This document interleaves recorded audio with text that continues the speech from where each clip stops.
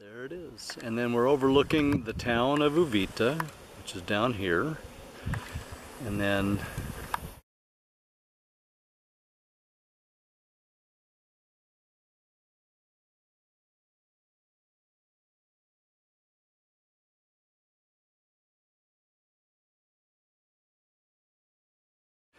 so on this property there is plenty of room for any number of purposes. You could build a main house, several villas, a nice pool, and gardening.